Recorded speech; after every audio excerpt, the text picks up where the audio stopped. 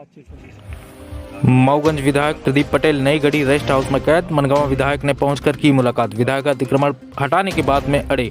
कल शाम पुलिस के छोड़ने के बाद विधायक फिर पहुंच गए थे मऊगंज, जहां पुलिस ने धारा 163 के उल्लंघन पर फिर किया था गिरफ्तार। एक बात जरूर मैं स्पष्ट करना चाहूँगा कि ये हिंदुस्तान है, भारत है, और भारत जो है हिंदुओं का देश है और हिंदू पूरी ताकत के साथ यहाँ पर और स्वतंत्रता पूर्वक रहने के लिए यहाँ पर कानूनी तौर पर वैध है। अब यदि कोई भी अतिक्रमण कहीं पर किया जाता है, यहाँ पर मैंने जैसे अभी जाना कि वो सरकारी जमीन पर अतिक्रमण है, प्रशासन भी लगा हुआ है कि उसे शीघ्र हटाया जाए। अब एक बात जरूर आती है कि जो पहले नोटिस दिया गया था प्रशासन को, किन कारणों के चलते उन्होंने नहीं हटाया। अभी मेरी कलेक्टर साहब से भी बात हुई और एसपी मैडम से भी बात हुई कि 29 तारीख तक के लिए एक डेडलाइन है, सुप्रीम कोर्ट का ऑर्डर है, तो उसके पश्चात जो है उसे डिमोलिश किया जाएगा। और अगर संभावना ये बनी कि हो सकता है दूसरा पक्ष जो यहाँ पर मतलब प्रयास कर रहा है, तो हो सकता है वो भी स्वयं ही मान ले इस बात को कि ये अतिक्रमण है और हम लोग जो है सरकारी जमीन को जो बेजा कब्जा है उसे हम स्वयं ही हटाने के लिए तैयार हैं। विधायक जी कह रहे हैं हम जब भी बाहर आएंगे तो वहीं हटाने जाएंगे। तो ठीक है, मैं तो उनके साथ में हूँ और वो ये कह रहे हैं कि जब हमको यहाँ से छोड़ा जाएगा तो हम जाकर के अतिक्रमण हटाएंगे। और अतिक्रमण से हटाने के लिए प्रशासन है और जो जनप्रतिनिधि है उसी का तो दायित्व है कि सरकारी जमीन जो है उस पर अतिक्रमण नहीं रहना चाहिए। फिर गिरफ्तारी क्यों?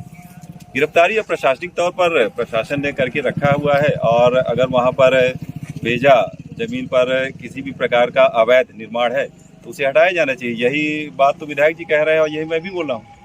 नाराजगी है, कमरा बंद किया अंदर से। नाराजगी अब कमरा बंद है, मैं तो मिल के आया, मेरे से कोई नाराजगी नहीं। डॉक्टर चेकअप नहीं करता है थाने पे? चेकअप अब डॉक्टर्स लोग आएंगे, टीम चेकअप पर ही, अभी वो स्वस्थ हैं, ठीक ठाक हैं। और अभी तो मेरी बातचीत हुई, लगभग मैं 1 घंटे तक अंदर रहा, कई विषयों पर बातचीत हुई और ये भी बात हुई कि भाई जब हमें अगर यहाँ से छोड़ा जाएगा, रिलीज किया जाएगा, तो मैं जा करके वहाँ पर अतिक्रमण को हटाने के लिए प्रयास करूँगा। तो मैंने भी कहा कि भाई ये बात तो बिल्कुल भी उचित है और प्रशासन भी इसी बात के लिए लगा है कि जो बेजा कब्जा है वहाँ पर उसे यथाउचित हटाया जाना चाहिए।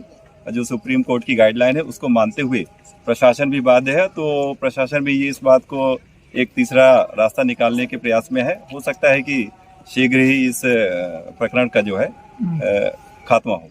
प्रदीप पटेल जी ने कहा था जो अतिक्रमण 4 महीने पहले हट जाना चाहिए, अभी तक नहीं हटा। हाँ, ये मैं बोल रहा हूँ ना कि जो प्रशासन ने गाइडलाइन दी, 2-3 अभी मैंने ऑर्डर्स भी देखे, ब्रिजेश भैया यहाँ पर हैं कि ऑर्डर्स थे, न्यायालय के ऑर्डर है, उसका भी क्यों पालन नहीं किया प्रशासन ने, ये जरूर जांच का विषय है। और इसी के चलते वो क्रुद्ध होकर के स्वयं उस अतिक्रमण को हटाना चाहते हैं कि प्रशासन को जब ऑर्डर आए न्यायालय का तो क्यों नहीं हटाया गया।